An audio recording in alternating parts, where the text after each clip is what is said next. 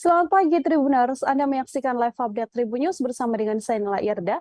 Membersamai pagi Anda hari ini akan kami sajikan informasi teraktual dan juga menarik serta isu hangat yang tengah ramai diperbincangkan. Kita jelang inilah live update pagi selengkapnya. Pada Kamis 27 Oktober kemarin, sejumlah mantan Kapolri mendatangi Mabes Polri.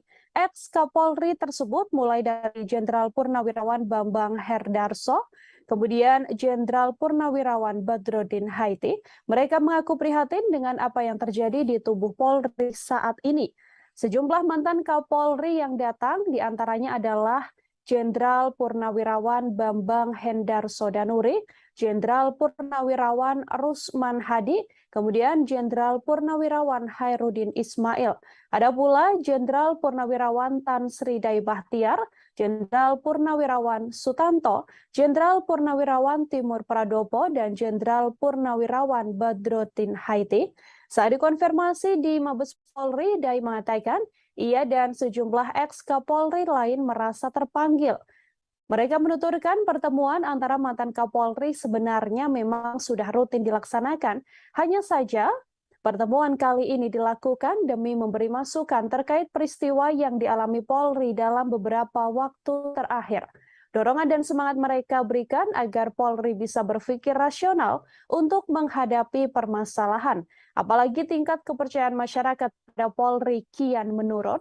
Dari hasil survei, institusi Polri sendiri terus mendulang citra negatif dalam setahun belakangan. Penurunan paling drastis terjadi pada periode Juni hingga Oktober 2022. Dalam rentan waktu tersebut, citra polisi di institusi Bayangkara anjlok 17,2% menjadi 48,5%. Hal ini tak lepas dari sejumlah peristiwa yang tengah dihadapi kepolisian.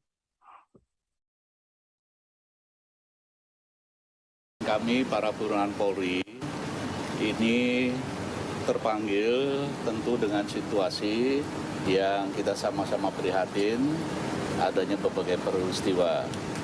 Dan memang pertemuan antara para purnawirawan Polri yang katakanlah para senior-seniornya mereka yang sedang lagi menjabat itu adalah hal yang biasa rutin. Tapi pada pertemuan kali ini memang ada sesuatu yang kita ingin berikan masukan, terutama pada peristiwa yang akhir-akhir ini terjadi. Tentu kami memberikan dorongan, semangat, spirit bagi mereka untuk tabah dan juga berpikir rasional untuk menghadapi situasi ini sehingga betul-betul apa yang dirasakan masyarakat sebagai sesuatu yang dapat menurunkan kepercayaan masyarakat pada polisi tentu akan dilakukan langkah-langkah yang konkret sehingga apa yang diharapkan oleh masyarakat pada umumnya ini dapat dijalankan oleh Polri. Dan kami juga tentu memberikan dukungan atas apa yang sudah dilakukan oleh Kapolri beserta jajarannya menghadapi situasi seperti itu. Apalagi setelah juga mendapat arahan dari Bapak Presiden kepada seluruh pimpinan Polri dari tingkat pusat sampai ke tingkat kabupaten kota, yaitu para Kapolres, Kapolda hadir. Dan kami pun mengikuti bahwa perhatian yang cukup besar dari pimpinan tertinggi Polri, yaitu Bapak Presiden, harus dijadikan acuan untuk segera dijabarkan atau diimplementasikan di lapangan.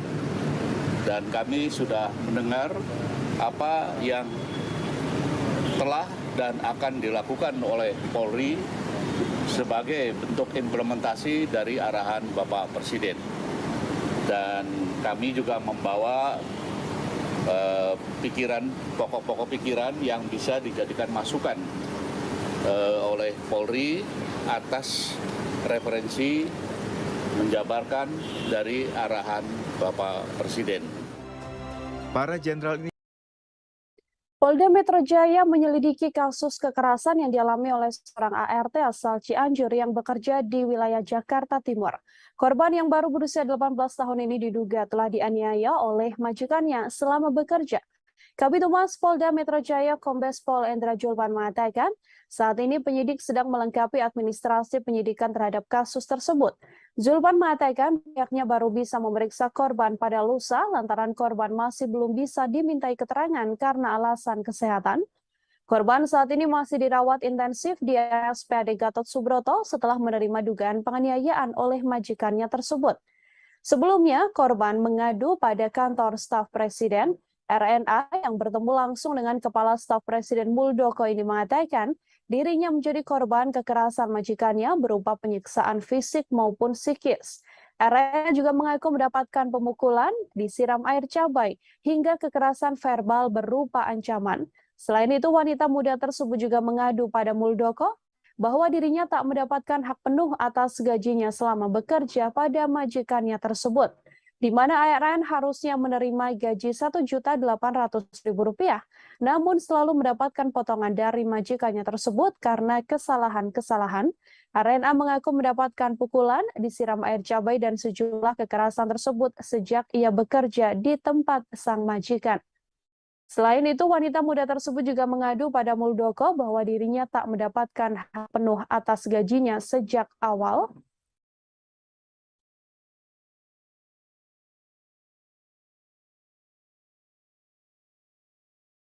Saudara, seorang guru di Bandar Lampung sempat terseret aksi seorang wanita yang menerobos Istana Presiden beberapa waktu lalu. Guru bernama Gita Puspita itu dibuat kaget kala dirinya didatangi anggota kepolisian. Wanita 25 tahun tersebut sempat dikira pelaku penerobos Istana Negara Jakarta. Hal tersebut dikarenakan foto KTP milik Gita dan foto pelaku penerobosan tersebar di media sosial. Gita merupakan korban doxing atau penyebaran data pribadi. Foto KTP milik Gita kemudian tersebar bahkan disebut-sebut. Awalnya ia merupakan wanita yang menerobos Istana Kepresidenan. Dalam data KTP tercantum nama Gita Puspita dengan alamat di Kelurahan Gedong Air, Kota Bandar Lampung. Fakta kemudian terungkap, foto KTP yang tersebar bukanlah milik dari pelaku penerobosan Istana Presiden. Pelaku yang sebenarnya adalah Siti Elina yang berusia 24 tahun, warga Jalan Sawal Raya, Kelurahan Tugu Selatan, Koja, Jakarta Utara. Gita baru menyadari foto KTP miliknya tersebar saat didatangi kepolisian. Kedatangan petugas untuk memastikan pemilik identitas KTP yang tersebar dikaitkan dengan aksi perempuan yang menerobos Istana Presiden itu. Gita sendiri membenarkan foto KTP yang tersebar merupakan miliknya. Meski demikian, ia tak mengetahui bagaimana bisa foto KTP tersebut tersebar luas di media sosial. Gita menuturkan saat terjadi aksi penerobosan di Istana Presiden, dirinya sedang mengajar. Saat ini ia tercatat sebagai guru TK Pelita Horor Ummah, Kelurahan Gunung Teran, Kecamatan Langkapura, Kota Bandar Lampung.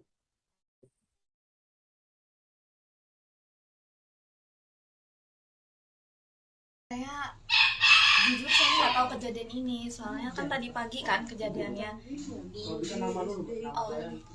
Nama saya Gita Puspita. Nama saya Gita Puspita. Saya kegiatan sehari-harinya mengajar di TKIT Pelita Horor Ummah. Terkait dengan kejadian tadi pagi, itu saya posisi di sekolah dan saya nggak tahu kabar berita ini. Itu saya tahu ya di sekolah 1:30 siang itu, karena dalam proses belajar mengajar saya memang saya nggak pernah megang HP tuh. Saat itu Mbak dari pihak anggota polisi? Iya, kalau nggak salah dari Polda tadi langsung ke TK.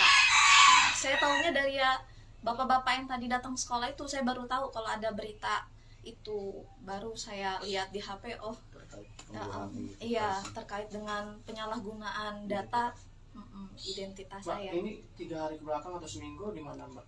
Saya di rumah aja. Saya di Bandar Lampung aja, saya nggak pernah keluar kota Bandar Lampung. Saya tinggal di Bandar Lampung, ya sehari-hari saya di rumah dan di sekolah. Itu identitas kita kesebar atau disebut disalahgunakan gimana Mbak? Kaget nggak? Ya kaget karena kan memang baik-baik aja kan, saya juga nggak ada pinjol, saya nggak punya Facebook, nggak punya Instagram juga gitu. Kok bisa KTP saya Anggota DPR RI Dedi Mulyadi akhirnya buka suara soal gugatan cerai yang diajukan sang istri Bupati Purwakarta Ane Ratna Mustika. Dedi Mulyadi mengaku tak menyangka Ane Ratna Mustika akan menggugat cerai dirinya. Dedi Mulyadi menyinggung bahwa selama menjabat sebagai wakil bupati hingga menjabat sebagai Bupati Purwakarta selama 2 periode, dirinya tak pernah terfikirkan untuk menggugat cerai sang istri. Dedi Mulyadi mengatakan materi gugatan cerai tersebut bukan konsumsi publik. Pria yang akrab disapa Kang Dedi ini menyampaikan hakikatnya sebagai pemimpin adalah bermanfaat bagi rakyat dan bukan memikirkan kepentingan pribadi. Ia lantas menegaskan bahwa masalah perceraiannya adalah konsumsi pribadi dan tak akan dibeberkan di ranah publik. Seusai menjalani mediasi pada Kamis 27 Oktober di Pengadilan Agama Purwakarta, Dedi Mulyadi terlihat langsung meninggalkan pengadilan menggunakan angkot. Sidang nantinya akan dilanjutkan pada awal November 2022 dengan agenda penyampaian pendapat dari Ane sebagai penggugat. 2 minggu setelahnya, giliran Kang Dedi yang akan menyampaikan materi sebagai tergugat.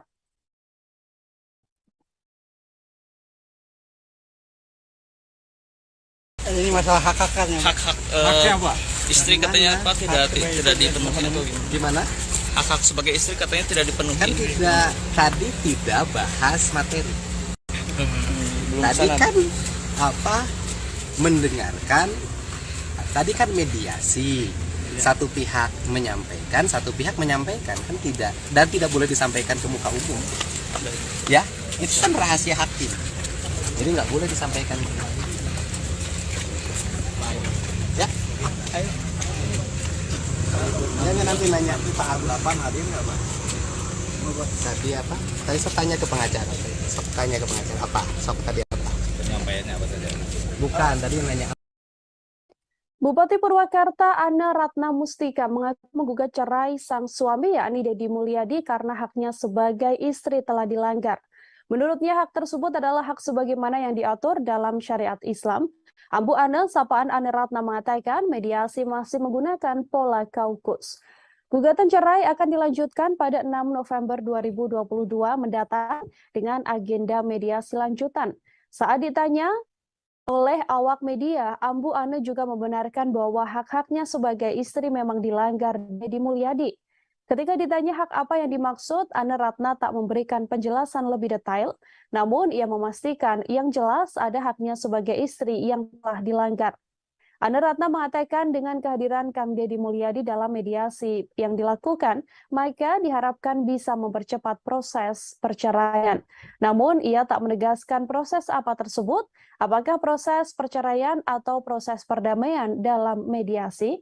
Sidang nantinya akan dilanjutkan pada awal November 2022 dengan agenda penyampaian pendapat Ane sebagai penggugat.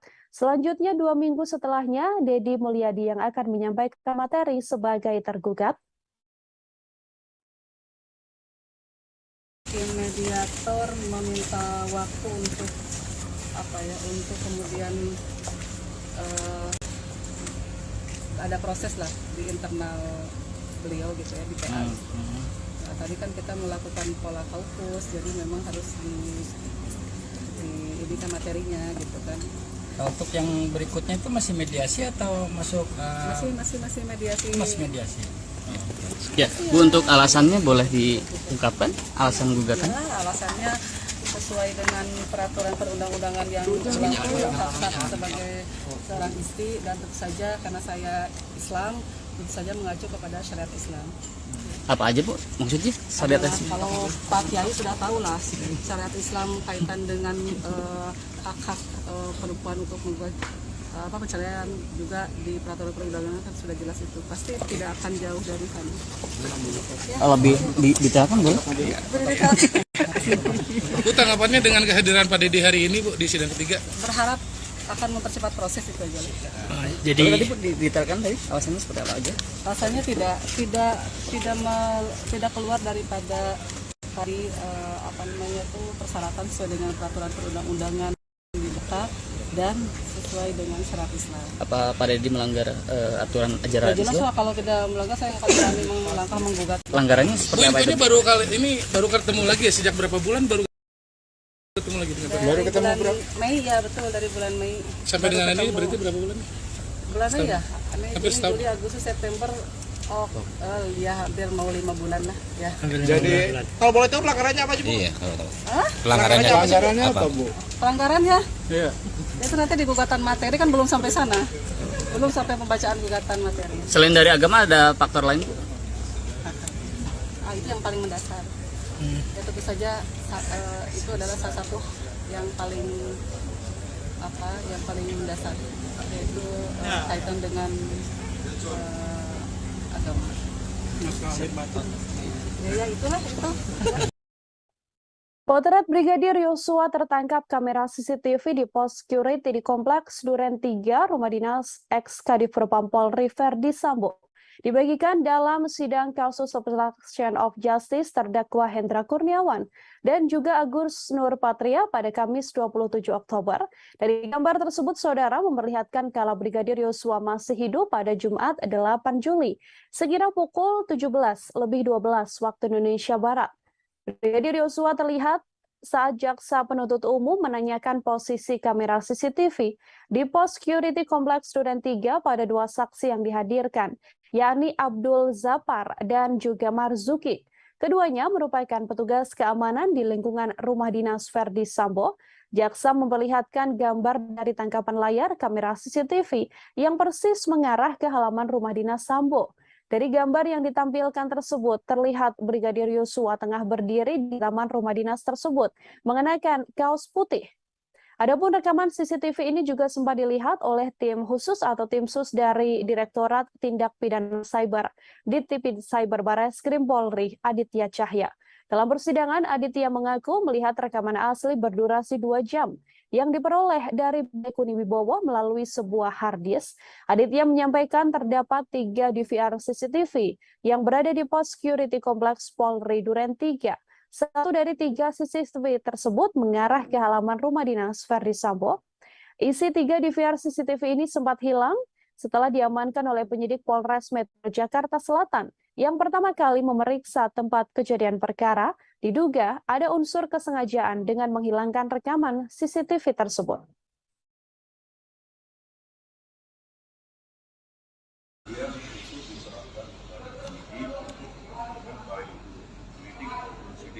Artinya, apapun perintahnya Aziz kepada Irfan, kemudian dilaksanakan dengan cara seperti yang dilakukan oleh bahan yang diambil, diserahkan kepada penyidik, itu tidak menyalahi. Dan memang itulah seharusnya yang dilakukan bagi seorang reserse. Ya. Dengan adanya 2 perbedaan ini, jadi misalnya mana pernyataan? Nah itu kan katanya sambil dirangkul, udah ditunjukin, perintahnya ambil kata mereka ya. Tapi berbagus perintahnya bukan ambil, amankan. Nah, mereka memaknai sebagai orang reserse amankan, diambil sebagai barang bukti diserahkan kepada penyidik untuk kepentingan pembuktian. Dan pakai diganti karena fungsinya itu adalah untuk memonitor, kemudian menyimpan rekaman, sehingga supaya kontinu, jangan sampai diambil nggak ada monitor lagi, nggak ada CCTV lagi, makanya ganti. Dan mereka tidak tahu tujuan untuk mengambil itu apa. Tujuan dalam arti untuk Anggota Dirtipidum Cyber Barreskrim Polri Aditya Cahya mengungkapkan kesaksian dalam perkara obstruction of justice kasus Brigadir Yosua di Pengadilan Negeri Jakarta Selatan pada Kamis kemarin. Aditya saudara bersaksi untuk terdakwa Brigjen Hendra Kurniawan dan juga Kombes Agus Nurpatria. Dalam kesaksiannya itu Aditya Cahya menjawab soal adanya CCTV yang tersambar petir. Di ruang sidang utama, Aditya dicecar pertanyaan soal CCTV di Kompleks Polri Duren 3 yang diduga telah tersambar petir. Ia pun membenarkan CCTV tersebut tersambar petir, namun Aditya menyebut DVR CCTV yang ada di pos Satpam sedianya masih bisa berfungsi. Ia pun sudah mengonfirmasi hal tersebut pada Satpam Kompleks Polri Duren 3 yakni Marjuki. Ia mengatakan pengecekan CCTV dilakukan karena sebelumnya beredar kabar bahwa rekaman CCTV tersebut hilang karena kameranya tersambar petir. Dalam persidangan tersebut, Aditya mengaku melihat rekaman asli yang berdurasi 2 jam yang diperolehnya dari Baikuni Wibowo melalui sebuah hard disk. Aditya menyampaikan terdapat 3 DVR CCTV yang berada di pos security Kompleks Polri Duren 3. Satu dari 3 CCTV itu mengarah ke halaman rumah dinas Verdi Sambo. Isi 3 DVR CCTV ini sempat hilang setelah diamankan penyidik Polres Metro Jakarta Selatan yang pertama kali memeriksa TKP kematian Yosua. Diduga ada unsur kesengajaan dengan sengaja menghilangkan rekaman CCTV tersebut.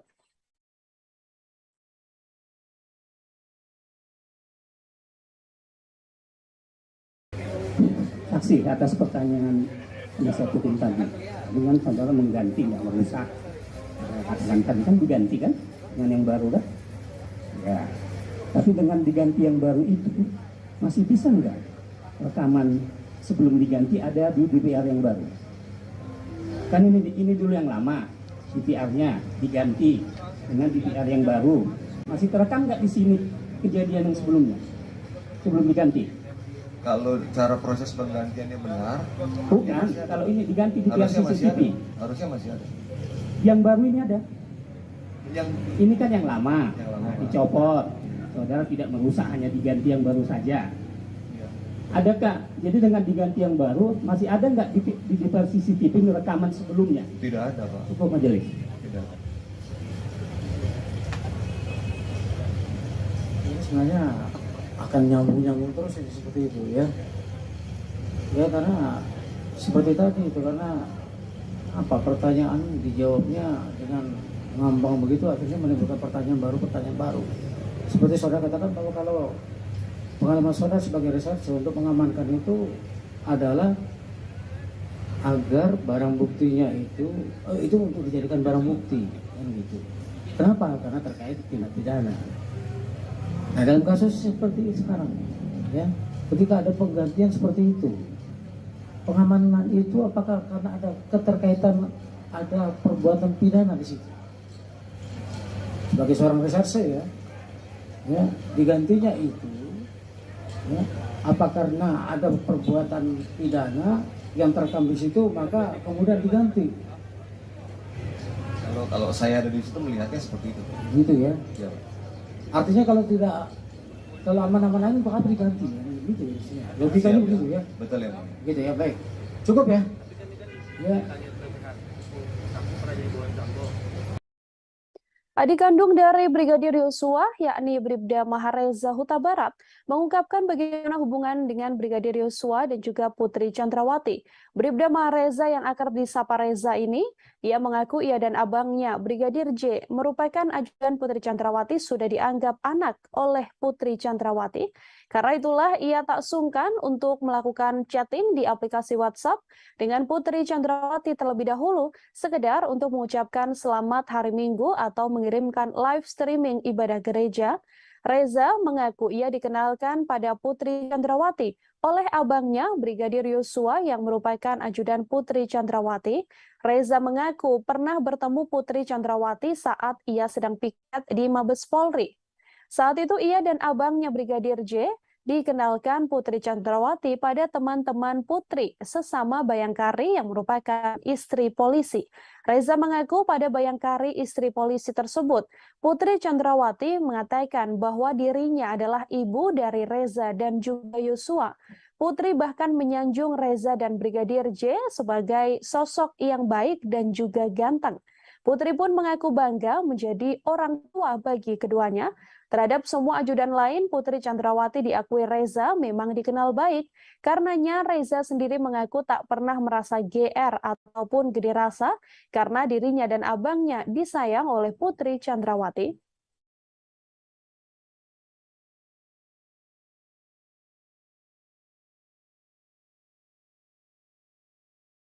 Penumpang Lion Air JT330 Gustria Kurnia, saudara membagikan ceritanya saat pesawat yang ia tumpangi tiba-tiba terbakar. Sekitar 30 menit ia bersama puluhan penumpang lain hanya bisa pasrah saat mengetahui pesawat yang mereka tumpangi terbakar di bagian sayapnya. Suasana kabin pesawat berubah menjadi mencekam di atas Teluk Jakarta. Pesawat Lion Air JT330 rute Cengkareng Palembang mengalami gangguan teknis pada Rabu 26 Oktober. Pilot Lion Air JT330 bahkan memutuskan untuk return to base ke titik pemberangkatan di Bandara Soekarno-Hatta. Beberapa penumpang tampak berteriak hingga menangis di tengah kondisi mencekam tersebut. Gustria Kurnia Putri bahkan sempat merasakan kejanggalan saat pertama kali memasuki pesawat tersebut. Pasalnya menurutnya pesawat itu sudah terasa panas dan juga pengap sebelum lepas landas. Tak hanya itu, ia juga sempat merasa tidak enak karena nomor kursi di tiketnya tidak ada di dalam pesawat. Saat itu, kondisi AC juga mati. Kondisi AC yang mati ini rupanya terus berlanjut meski pesawat sudah lepas landas. Gustria Kurnia Putri mengaku mendengar suara ledakan yang cukup keras tak lama setelah ia lepas landas. Lalu selang 5-10 menit, ada penumpang yang melihat bagian sayap pesawat sebelah kiri mengeluarkan api.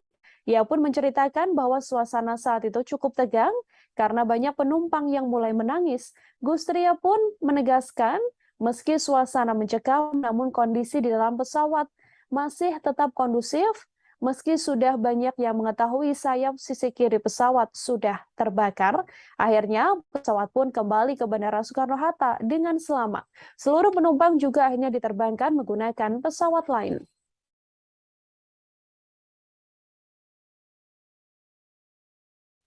Sebelumnya itu pas masuk ke dalam pesawat, itu memang udah ada kayak perasaan tidak enak karena seat saya yang berada di seat 37D itu tidak ada. Namun kursi pesawat itu cuma hanya sampai 32 saja. Awalnya itu keadaan di dalam pesawat itu AC-nya tidak terasa atau panas, pengap, dan juga benar-benar kayak terasa sedikit sesak ya. Namun pihak dari maskapai mengatakan ketika pesawat sudah lepas landas, AC-nya akan kembali normal. Tetapi ketika pesawat sudah lepas landas, tidak ada dirasakan angin dari AC tersebut. Kemudian setelah lepas landas, terdengar suara ledakan yang saya kira itu hanyalah sebuah benda jatuh. Tetapi saya yakin juga itu bukan saya sendiri yang mendengar ledakan tersebut karena ledakannya cukup keras. Selang 5-10 menit ada penumpang yang melihat bagian sayap pesawat sebelah kiri itu mengeluarkan api. Dan penumpang di bagian depan udah kayak teriak-teriak, Mbak, ada api, kayak gitu. Tapi di situ kita belum terlalu panik ya, karena banyak penumpang yang tidak melihat keadaan api itu sebesar apa. Jadi yang panik hanya di bagian. Karena sulit berkoordinasi dengan Bambang Trimulyono, pihak kuasa hukum penggugat ijazah Presiden Jokowi memilih untuk mencabut berkas. Hal ini tersampaikan pihak perwakilan tim kuasa hukum Egy Suyana Anwar Silalahi di Pengadilan Negeri Jakarta Pusat pada Kamis 27 Oktober. Yang menerangkan satu alasan gugatan tersebut dicabut karena penggugat saat ini menjadi tersangka atas kasus dugaan ujaran kebencian berdasarkan SARA. Pihak kuasa hukum kesulitan untuk mengumpulkan berkas pembuktian atas gugatan ijazah palsu Presiden Joko Widodo. Sidang gugatan ijazah Jokowi sedianya sudah berlangsung. Dalam perkara ini, warga bernama Bambang Trimulyono menggugat Jokowi, KPU, MPR, serta Kementerian Pendidikan, Kebudayaan, Riset, dan Teknologi ke Pengadilan Negeri Jakarta Pusat. Bambang menggugat Jokowi menyangkut pribadinya yang diduga menggunakan ijazah palsu saat mengikuti pemilihan presiden tahun 2019.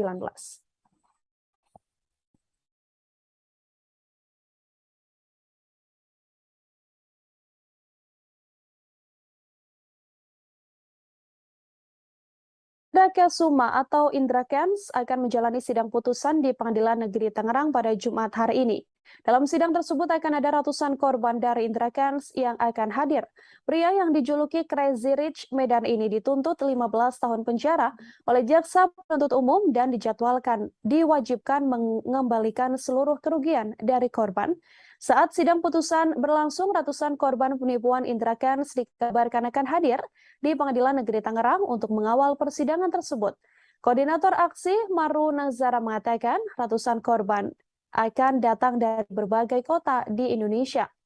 Indra Kents adalah terdakwa kasus investasi bodong binary option binomo yang dituntut 15 tahun penjara dan denda uang 10 miliar rupiah, subsidiar 12 bulan. Indra disebut melanggar pasal berlapis. Dalam persidangan yang digelar hari kemarin, saudara, ada 3 poin utama yang disampaikan oleh kuasa hukum Indra Kents. Dalam persidangan beragendakan duplik atau jawaban terhadap tanggapan JPU terkait nota pembelaan terdakwa. Indra Kents tak pernah mengambil dan menikmati hasil keuntungan 70% dari kerugian atau kekalahan korban, terutama saat mereka bergabung dalam trading binomo. Kedua yang disampaikan pengacara, yakni Indra Kents hanya mendapatkan keuntungan pada saat seorang member pertama kali mendaftar melalui link referral terdakwa. Kemudian yang ketiga, laporan analisis keuangan terdakwa terkait aktivitas transaksi trading Indra Kents.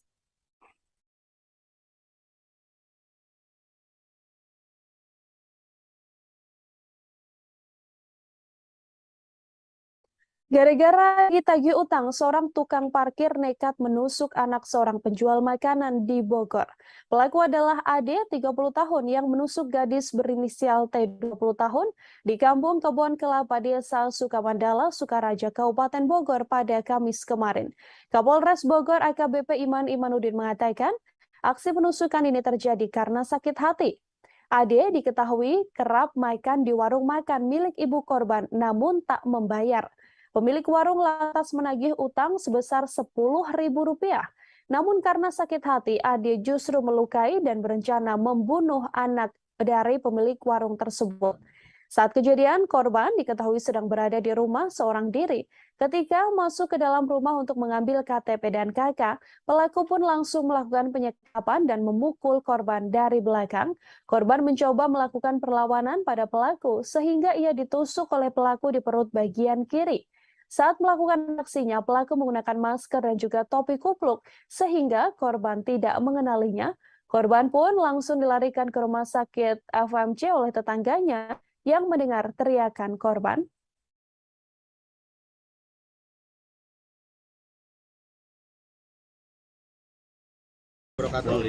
Selamat sore rekan-rekan sekalian.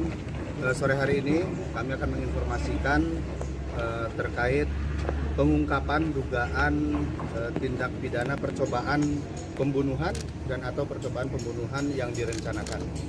Sebagaimana kita ketahui, beberapa hari yang lalu sempat viral orang yang tidak dikenal mencoba melakukan pembunuhan terhadap salah satu korban yang sedang berada di rumah. Berawal dari kejadian di mana si tersangka ini merasa sakit hati terhadap ibu korban yang sama-sama berada di lingkungan kerjanya.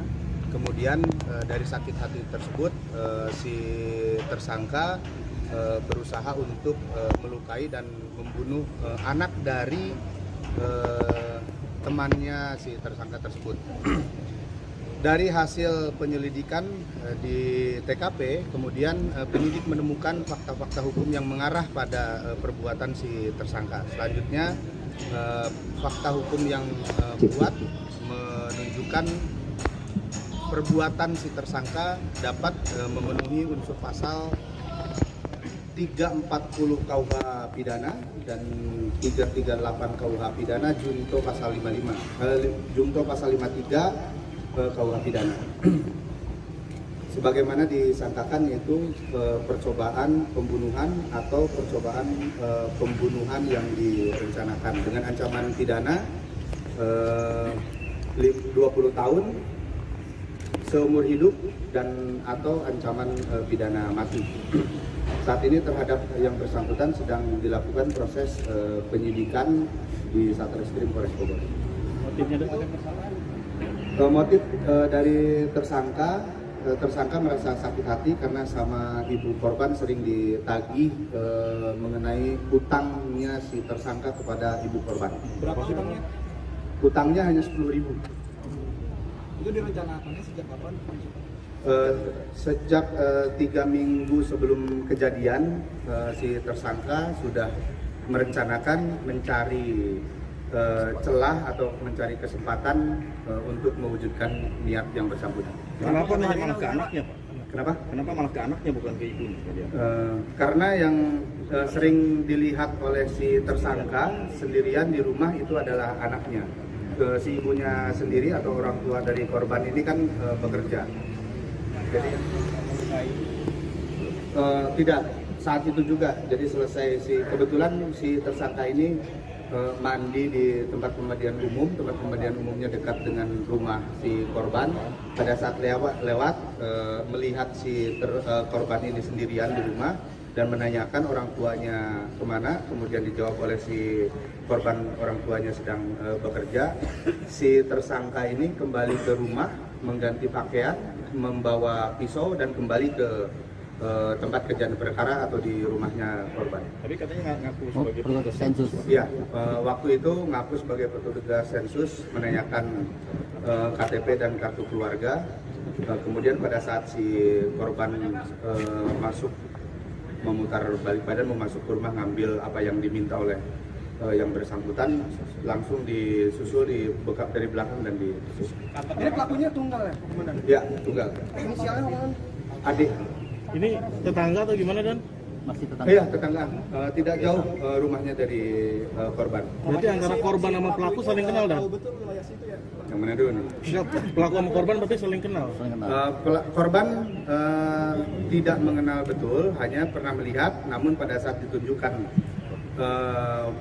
fotonya, wajahnya, si korban histeris melihat yang bersangkutan.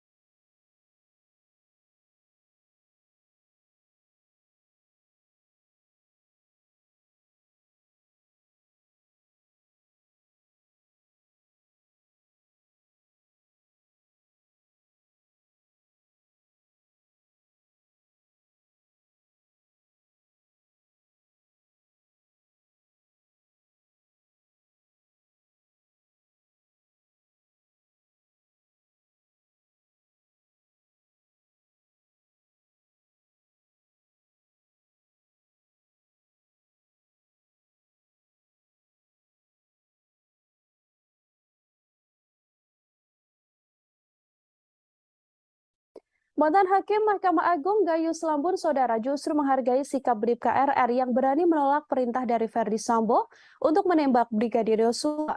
Gayus menilai bahwa sikap Bribka RR ini yang harusnya dijadikan pembanding dalam kasus sejumlah perwira Polri. Yang menuturkan keberanian Bribka RR yang berpangkat Bintara Polri namun berani menolak perintah perwira tinggi sangat patut diapresiasi.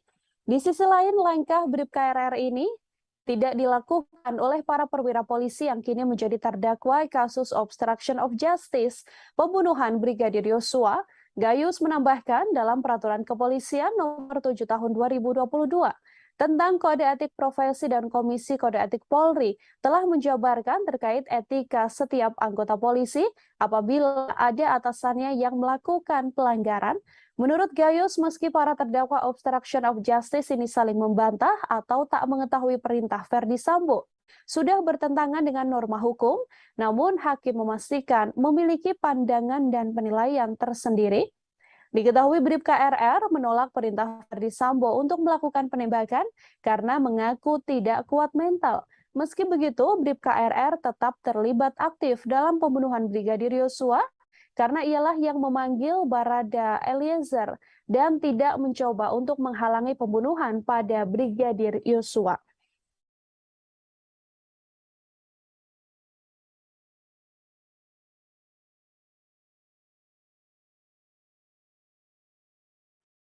Tim pengacara Putri Chandrawati Saudara mengaku sudah mengumpulkan setidaknya 4 bukti penting adanya dugaan pelecehan seksual terhadap kliennya di Magelang, Jawa Tengah.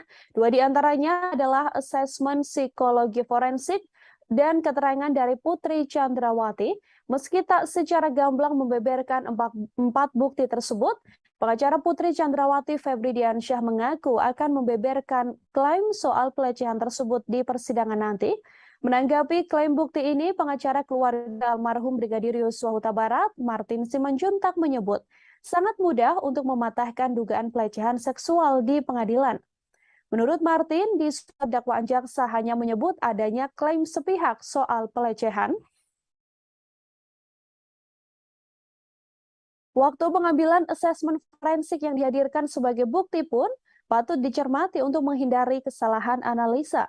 Tak hanya itu, Martin juga menyebut kesaksian tidak langsung yang diberikan oleh Kuat Ma'ruf dan Susi patut diragukan kredibilitasnya karena Putri memiliki relasi kuasa dengan keduanya. Hingga saat ini belum diketahui apakah benar ada pelecehan yang diduga dilakukan Brigadir Yosua ataupun tidak. Namun pihak Putri Chandrawati kekeh mengatakan bahwa pembunuhan tersebut terjadi karena adanya pelecehan yang dilakukan oleh korban.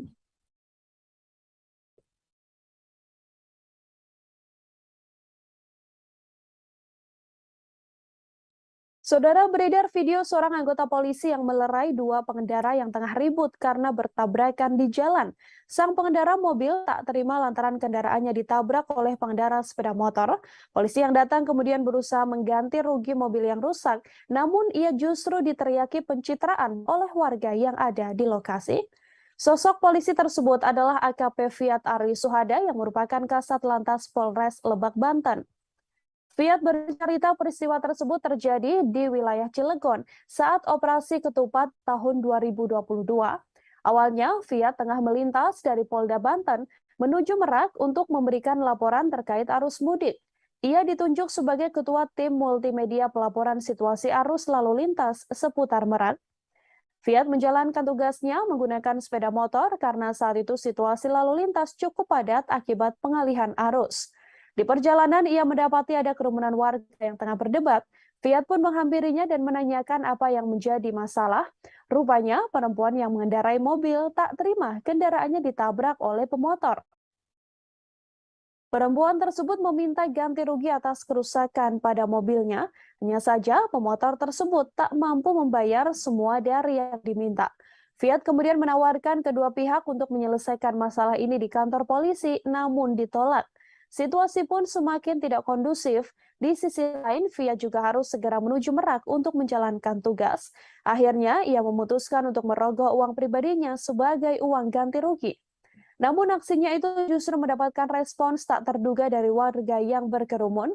Fiat justru diteriaki pencitraan karena menolong pengendara mobil itu. Setelah uang ganti rugi diterima, warga pun bertepuk tangan dan mengucapkan terima kasih pada Fiat. Ya kan ada kerusakan juga, ya kan, dari 500 itu 300 masih 200. Jangan mikirin mobil ibu, ya itu juga. Dia juga kan sibuk.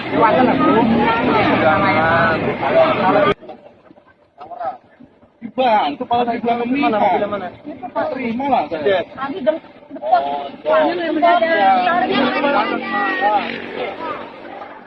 Kita lagi. Ya betul.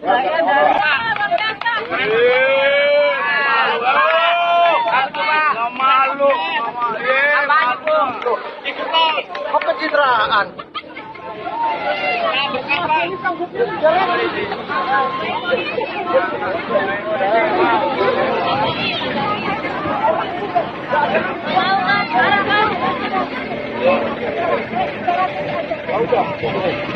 Tuh, 300 ya? Ya. Ya, Bu ya?